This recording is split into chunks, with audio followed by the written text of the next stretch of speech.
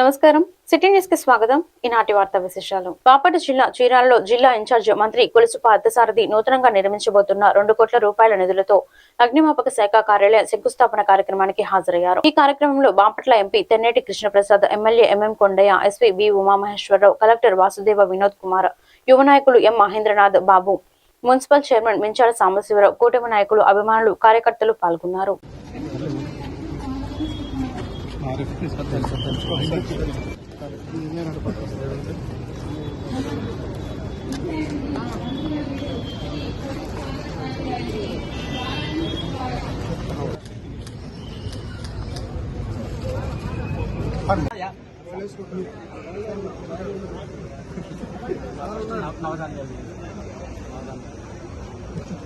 ओम शंकु महालक्ष्मी देवी देवताभ्यो नमः प्रीत्यर्थं वंदना भवायरंदर विश्वावधान्यवः प्राणाभावः असाभावो नमाभं प्रथमाभः सम्राडाभः विराडाभः सुराडाभः चन्दागस्य भये जोगस्याभः सत्यमाभः सर्वदेवताभो ओद्भवस्व वराभवं शंकु महालक्ष्मी महाकाली महासरस्वती देवीं देवताभ्यो नमः श्रीतेनस्तु शंकु महालक्ष्मी देवताभ्यो नमः अनुग्रह प्रसाद सिद्ध्यर्थो ईशान्ते इदमाङ्गनेन श्रीतेनस्ति आदा अनुग्रह प्रसाद सिद्ध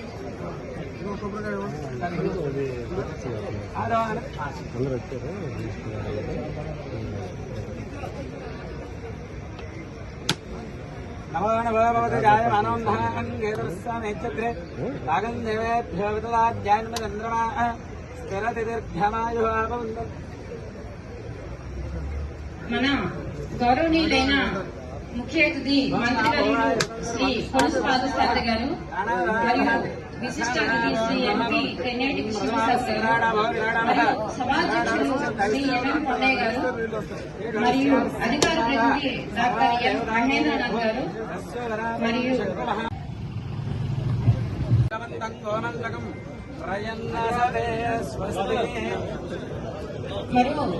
మన చివరి ఎంఆర్ఓ గారు విచ్చేసి ఉన్నారు మరియు మన కాంట్రాక్టర్ కృష్ణారెడ్డి గారు అతిథులుగా విచ్చేసి ఉన్నారు. అనుగ్రహ శంకు మహాలక్ష్మి భూ మహాలక్ష్మి దేవేం దేవతాభ్యో నమః వీర్యద్వారాంగతే అక్కడ నవధాన్యాలు ఉంటాయి.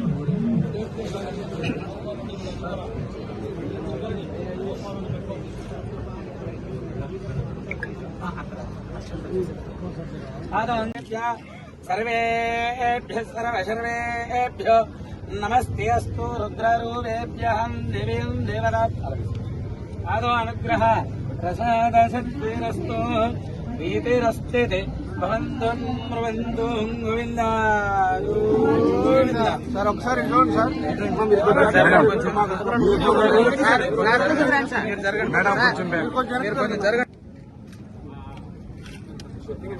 కొంచెం వెనకరా సార్ ఉండాలి.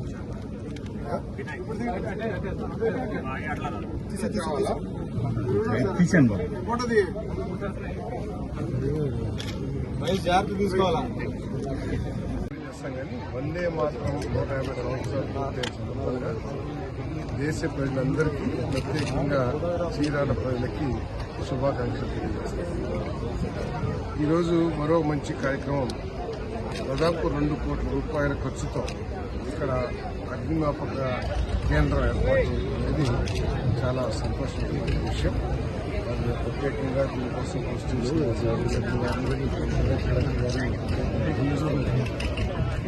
ఈ కేంద్రాలు ప్రతి ప్రజా సమస్యలు ఎప్పటికప్పుడు పరిష్కరించే విధంగా ముఖ్యమంత్రి నారా చంద్రబాబు నాయుడు, మంత్రి నారా లోకేష్ సూచన మేరకు ప్రజా దర్బార్ నిర్వహించి ప్రజా సమస్యలు పరిష్కరించేందుకు చర్యలు తీసుకోవడం జరుగుతుందని వేమూరు ఎమ్మెల్యే నక్క ఆనందబాబు తెలియజేశారు. శుక్రవారం వేమూరు నియోజకవర్గ పార్టీ కార్యాలయంలో ప్రజా దర్బార్ కార్యక్రమాలు నిర్వహించారు. ఈ సందర్భంగా ప్రజల నుంచి వచ్చిన అర్జీలను స్వీకరించి వాటి పరిష్కారం కోసం అధికారులతో మాట్లాడి చర్యలు తీసుకున్నారు. ఈ సందర్భంగా వ్యవసాయ శాఖ అధికారులు తిరుపట్ల ఆయన ఆగ్రహం వ్యక్తం చేశారు. అనంతరం ఆయన మాట్లాడుతూ కూటమి ప్రభుత్వ పాలనలో ప్రజా సమస్యలను ఎప్పటికప్పుడు పరిష్కరించే రీతిలో చర్యలు తీసుకోవడం జరుగుతుందని గుర్తు చేశారు.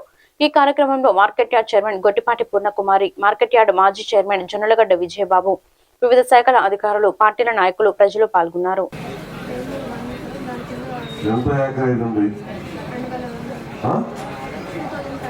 2500 acres లో నువ్వు ఒక రోజు మొత్తం చూసుకుంటే నీకు ఏది పూర్తిగా దెబ్బతింది 33% పైన ఎక్కడ ఏ ప్రాంతంలో దెబ్బతింది నాకు రైట్ ఇవ్వడం అనేది నువ్వు గమనించిన పెద్ద పనే. అది తెలియనప్పుడు నీకు ఉద్యోగం లేదు. నువ్వు 33-35 ఏళ్ళు ఉద్యోగం చేసే మనిషి నువ్వు ఈ చిన్న పని ప్రజలకు ఇబ్బంది వచ్చినప్పుడు నీ డ్యూటీ నువ్వు సక్రమంగా చేయలేనప్పుడు ఎందుకు నీకు రాయరా ఏమన్నా కంప్లైంట్ కలెక్టర్ పెట్టండి.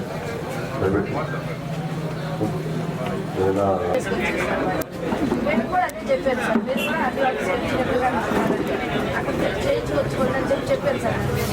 వెళ్ళారా మీరు వెళ్ళారు అక్కడికి ఉపయోగండి పోయేసారండి చెప్పాను సార్. ఇదెవరిది ఏంటి ఇది కూడా అదేనా? ఇదేమో others sir, state wise others మొత్తం ఆర్డర్ చేస్తారు. అదర్స్ అంటే ఏంటమ్మా? బలము పేరు లేకోకుండా ఖాళీ ఉంటుంది సార్ ఇద్దరు అని చెప్పేసి ఎక్స్టెండ్ అంటే దాన్ని నేను చేసేవాళ్ళు సార్. ఎప్పటి నుంచి ఉంది ఇట్లా? 4 రోజుల నుంచి ఆపేశారు సార్ ఈ ప్రాసెస్. మన ఏపీ వైజ్ మొత్తం ఆర్డర్ చేస్తారు. ఇతరులు ఆపేశారు.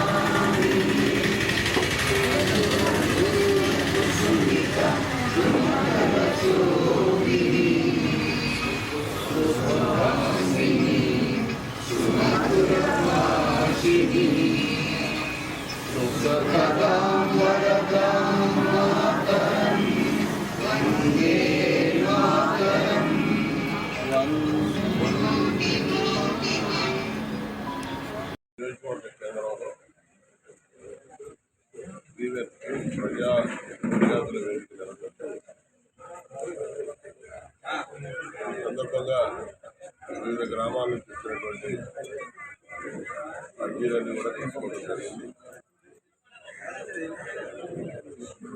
సమస్యలు కూడా పరిష్కారానికి అధికారులకు తగిన ఆదేశాలు కూడా ఉంటుంది.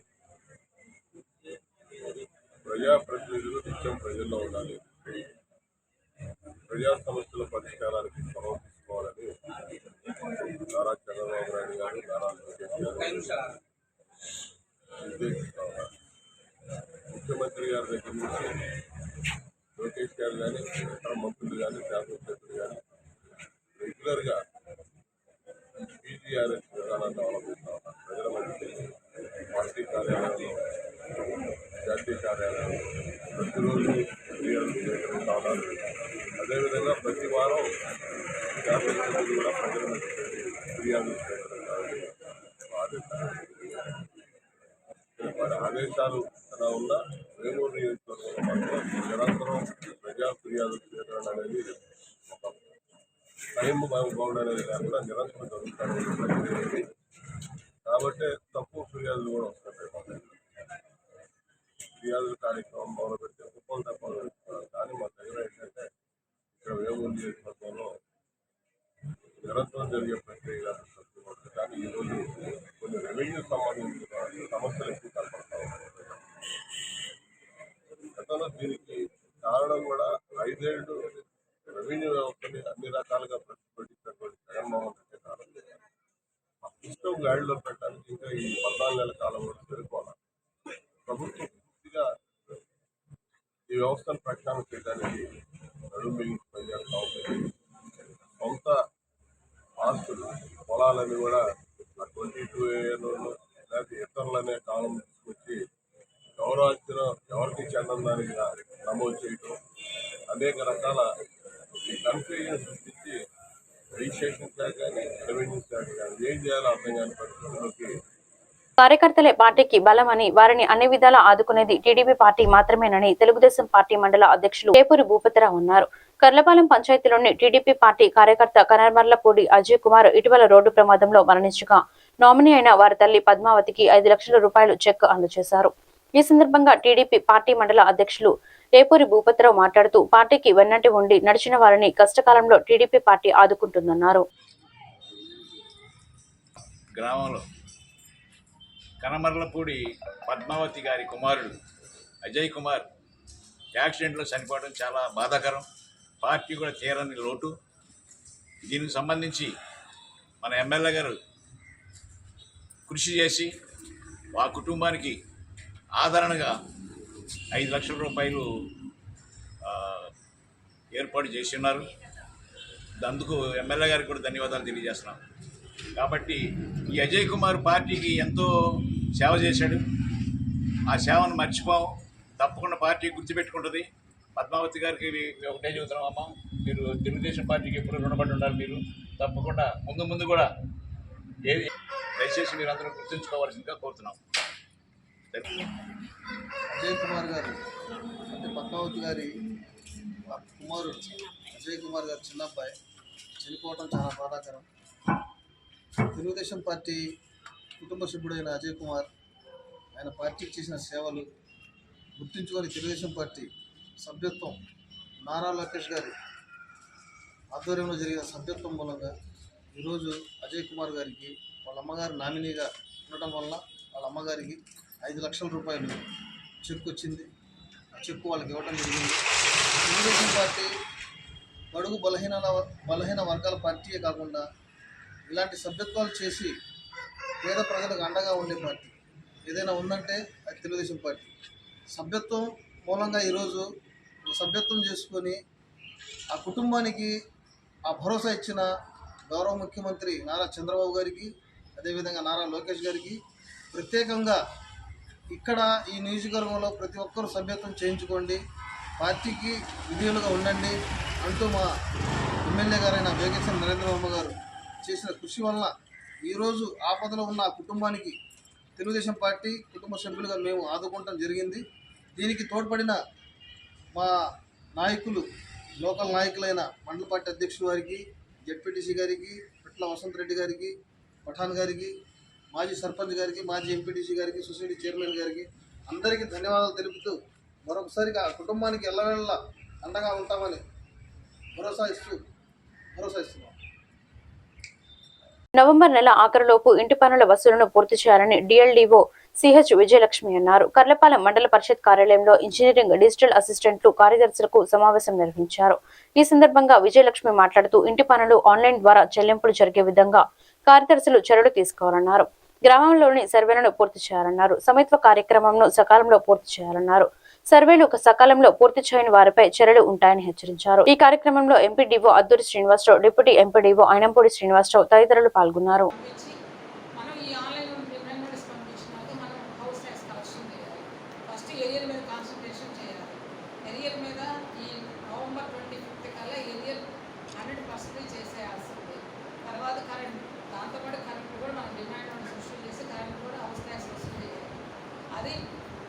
హౌస్ ట్యాక్స్ అనేది ఫిబ్రవరి 28 లోపల మొత్తం ఆన్లైన్. ముఖ్యంగా మనం ఏం చేయాలంటే ఈ కొత్త ప్రొసీజర్ ఇస్తాం పంచాయతీ అనేది ఇది పూర్తి స్థాయిలో మనం వాళ్ళకి డిమాండ్ నోటీస్ ఇచ్చి ఎలా ఆన్లైన్ చేయాలి అంటే ఆన్లైన్లో ఎలా పేమెంట్ చేయాలి అనేది మనం వాళ్ళకి చూపించాల్సిన బాధ్యత మనది. ఎందుకంటే గతంలో మనం ఇంటింటి తిరిగి హౌస్ ట్యాక్స్ వసూలు చేసేవాళ్ళం. ఇప్పుడు ఈ సంవత్సరం అలా కాదు. ఈ ఫైనాన్షియల్ సొన్న పంచాయతీ మొత్తం ఆన్లైన్ అయిపోయింది కాబట్టి హౌస్ ట్యాక్స్ ఆన్లైన్లో మన లింక్లో ఎలా చేయాలి అనేది వాళ్ళకి చూపించి ఆన్లైన్లో డబ్బులు కట్టించుకోవాల్సిన రెస్పాన్సిబిలిటీ మనకు ఉంది కాబట్టి ఇది మనం మెయిన్ టాస్క్. మన జూనియర్ అసిస్టెంట్ కానీ, బిల్లు కలెక్టర్ కానీ, మన సిబ్బంది అందరి చేత హౌస్ ట్యాక్స్ ఎవరైతే మన గ్రామంలో నివాసిస్తున్నారో వాళ్ళందరూ ఆన్లైన్లో పేమెంట్ ఎలా చేయాలనేది క్షుణ్ణంగా తెలిసి ఉండాలి. ఆ టాస్క్ కంప్లీట్ అయ్యి ఫిబ్రవరి 28 లోపల 100% హౌస్ ట్యాక్స్ కలెక్షన్ అవ్వాలి. ఇది మన టార్గెట్. దాంట్లో భాగంగా ఇవాళ రివ్యూ చేయడం జరిగింది. ఈ స్వర్ణ పంచాయతీ ముందు మొబైల్ యాప్ 100% అయితేనే మనం ఈ పని పూర్తి స్థాయిలో చేయగలుగుతాం. అందుకని ఇవాళ ఈ కొంచెం లిమిటెడ్గానే ఉన్నాయి కాబట్టి ఇవాళ ఈవినింగ్ సాయంకాలం కల్లా ముందు మొబైల్ యాప్ అప్డేషన్ అనేది పూర్తి స్థాయిలో అయిపోవాలి. రేపు టుమారో డిమాండ్ అందరికీ కర్లపాలెం మండలకి ఏ పంచాయతీలు ఉన్నాయో అన్ని అసెస్మెంట్ వాళ్ళకి 100% డిమాండ్ నోటీస్ వేయండి. మనం వాళ్ళకి ఆన్లైన్లో పేమెంట్ ఎలా చేయాలని కూడా ప్రక్రియ పూర్తి స్థాయిలో 2-3 రోజులు చేయగలిగితేనే మనకు కలెక్షన్ ఎరియర్ అయినా హౌస్ ట్యాక్స్ అయినా మనకు కలెక్షన్ అవ్వదు. కాబట్టి ఫస్ట్ ప్రయారిటీ ఎరియర్ తీసుకోండి. 2-3 ఏళ్ళ నుంచి పెండింగ్స్ ఉంటుంది కాబట్టి ఎరియర్ తీసుకుని నవంబర్ 25th లోపల ఎరియర్ పూర్తి స్థాయిలో కంప్లీట్ అవుతాం. తర్వాత కరెంట్ అది మెయిన్ టాస్క్. తర్వాత స్వామిత్వ. ఈ స్వామిత్వ గ్రౌండ్ ట్రూత్ మీరు 98.27% మాత్రమే చేశారు మండలంలో. అది యాక్చువల్గా జిల్లాలో ఎప్పుడో అక్టోబర్ 30th గ్రౌండ్ ట్రూత్ అయిపోయింది. కానీ మన మండలం ఇంకా 13% ఉంది కాబట్టి అది 2 రోజులు స్వామిత్వ కూడా గ్రౌండ్ ట్రూత్ కంప్లీట్ చేసి వెక్టిగేషన్ స్టార్ట్ చేయాలి. 7 daysగా ఇంజనీరింగ్ అసిస్టెంట్తో సర్వేతో పెట్టుకుని వెక్టిగేషన్ స్టార్ట్ చేసి నవంబర్ 15 కల్లా వెక్టిగేషన్ కూడా మనం వీటీ కూడా కంప్లీట్ అయిపోతుంది. మళ్ళీ 9th మనం ఇష్యూ చేయాలి కదా, ఇష్యూ చేయగలుగుతాము.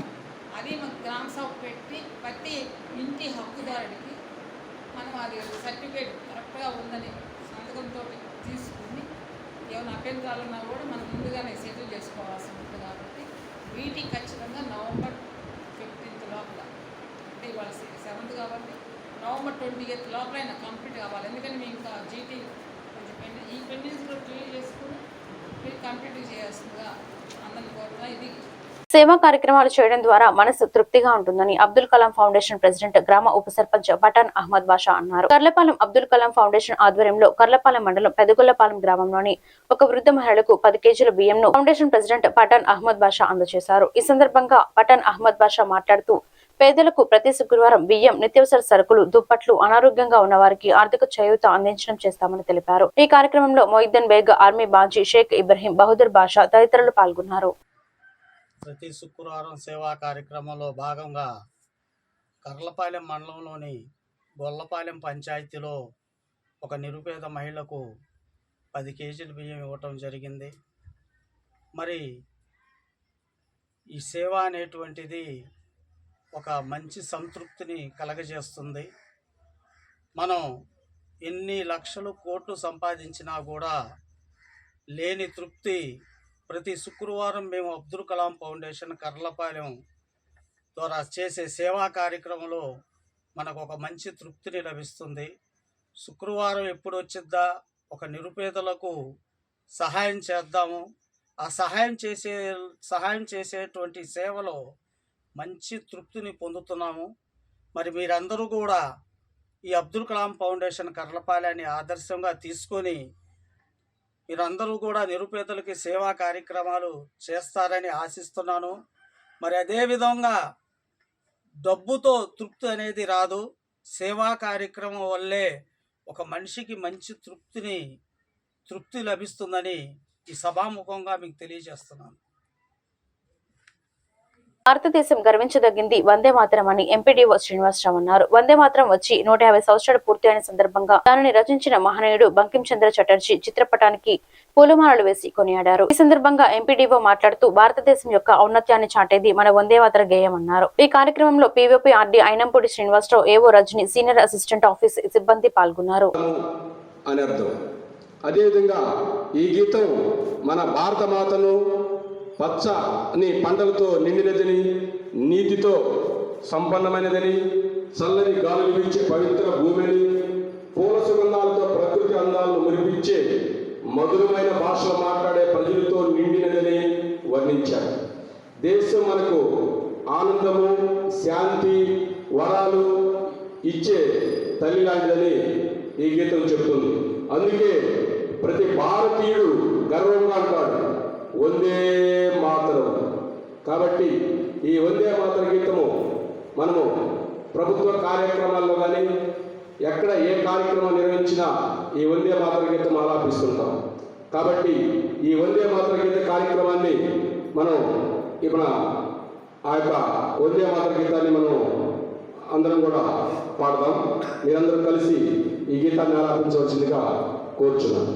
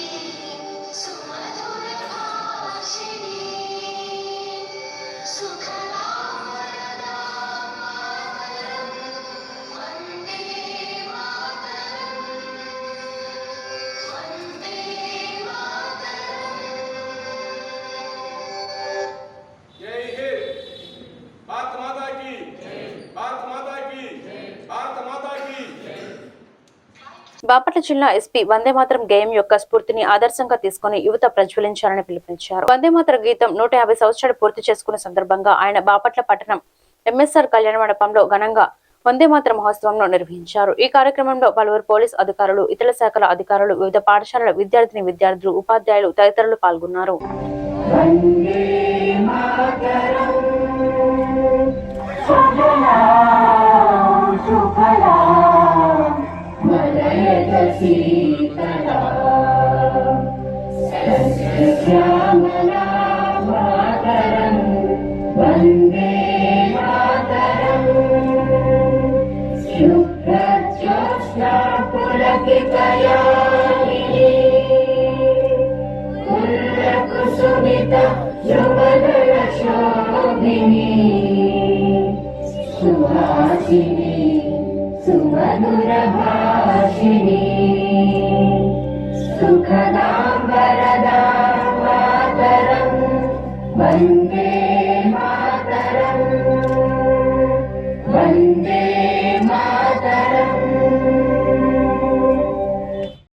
ఈ వందే మాతర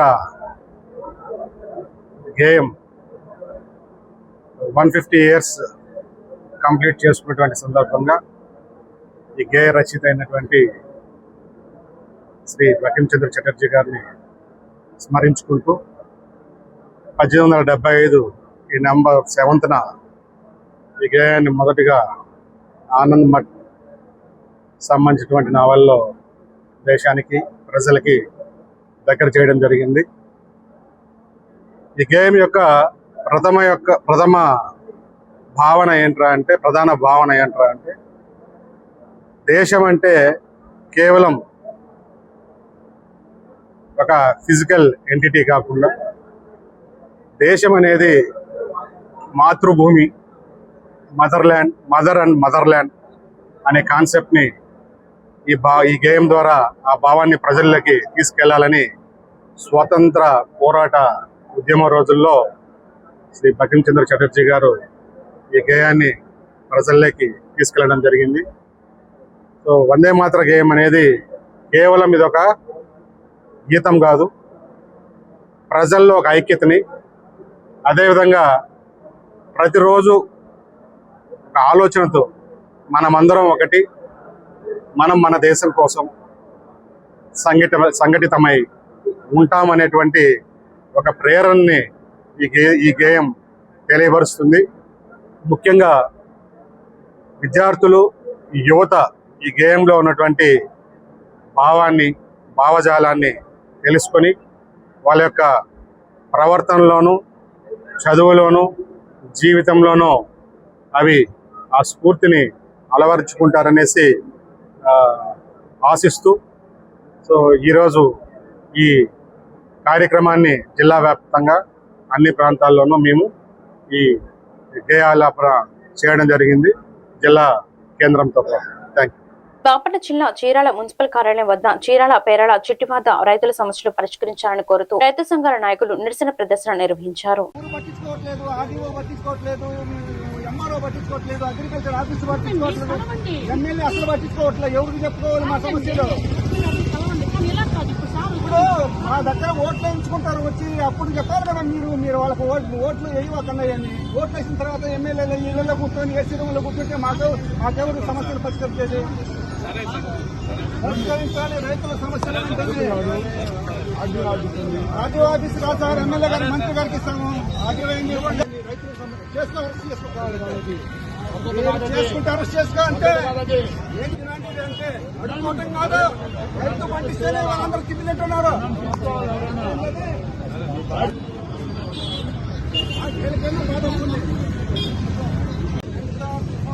నష్టపోయిన రైతులకు వెంటనే పూడిక తీయాలి. మురుగు కాలువల్లో పూడిక వెంటనే మురుగు కాలువల్లో వెంటనే మురుగు కాలువల్లో వెంటనే సాగు చేయాలి. పంట కాలువలు వెంటనే పంట కాలువలు వెంటనే పంట కాలువలు వెంటనే చిత్తివాడ రైతుల సమస్యలు వెంటనే చిత్తివాడ రైతుల సమస్యలు వెంటనే నష్టపరిహారం అందించాలి. పంట తుఫాను నష్టపోయిన రైతులకు వెంటనే నష్టపోయిన నాట్లేసేటప్పటికి ఖర్చు పెట్టుకున్నాం. 10 ఎకరాలంటే దాదాపు 1,50,000 ఖర్చు పెట్టారు రైతు. 5 ఎకరాలంటే 75,000 ఖర్చు పెట్టారు. మొత్తం కంప్లీట్ 75,000 ఏట్లో పోసినట్టే. ఆ రైతుకి ఎవరిస్తారు నష్టపరిహారం? ప్రభుత్వమే ఇవ్వాలి. పురుగు మందులకి ట్యాక్స్ కడుతున్నాం, ఎరువులకి ట్యాక్స్ కడుతున్నాం, విత్తనాలు కొనుక్కోవడానికి జీఎస్టీ కడుతున్నాం. మరి ఇన్ని మొత్తం జీఎస్టీ కట్టి గవర్నమెంట్ పన్నులు కట్టి మేము వ్యవసాయం చేసేటప్పుడు నష్టపరిహారం మాకెందుకు ఇది? దాదాపు 3,000 ఎకరాలు ఉంది సార్. 3,000 ఎకరాలు కంప్లీట్ మునిగిపోయింది. మాకు నష్టపరిహారం ఖచ్చితంగా అంటే ఎన్ని ఎకరాలు కొనుక్కున్నారు? ఎన్ని ఎకరాలు కావాలి? మొత్తం 3,000 ఎకరాలు మునిగిపోయింది సార్ కంప్లీట్. చిత్తివాడ మాగాణి 3 దగ్గర 4,500 ఎకరాలు మొత్తం మాగాణి భూమి అంటూ లేదు, కంప్లీట్ మునిగిపోయింది. మొత్తం అసైన్ లో ఉందా? అందులో కొంత భూమి ఎక్కడో ఎకరా 6 ఎకరా మినహాయిస్తే మొత్తం అసైన్ అంటున్నారు సార్. ఆన్లైన్ ఇప్పుడు ఈ మధ్య రీసర్వే చేశారు. రీసర్వే చేసినప్పుడు సర్వే నెంబర్లో మాది ఇది మొత్తం మారినప్పుడు అది ఆన్లైన్లో పికప్ చేయాల. మేము పోతే మీ సేవకి వెళ్తే ఆన్లైన్లో మా పేర్లు రావట్లేదు. మరి ఇట్లాంటి గందరగోళమైన పరిస్థితి గవర్నమెంటే సృష్టించి మాకు నష్టపరిహారం ఇవ్వనంటే ఇప్పుడు అగ్రికల్చర్ ఆఫీసర్ అయినా గవర్నమెంట్లో భాగమే, ఆర్డీఓ ఆఫీస్ అయినా ఎంఆర్ఓ అయినా వీళ్ళందరూ గవర్నమెంట్లో భాగమే కదా. వాళ్ళే ఇబ్బందులు పెట్టి మమ్మల్ని ప్రధాన డిమాండ్ నెల్టా తుఫాన్లో నష్టపోయిన ప్రతి రైతుకి నష్టపరిహారం ఇవ్వాలి. అది అసైందా, ఆన్లైన్లో ఇచ్చిందా లేదా అనేది కాదు. అది మొత్తం పక్కన పెట్టి సర్వే చేసి మాకు నష్టపరిహారం ఇవ్వాల్సిందిగా మేము గవర్నమెంట్ ని డిమాండ్ చేస్తున్నాం. B Venkataramanaiah sir. ఈ వార్తలు ఇంతటితో సమాప్తం. మరొక బులెటిన్లో మళ్ళీ కలుద్దాం. నమస్కారం.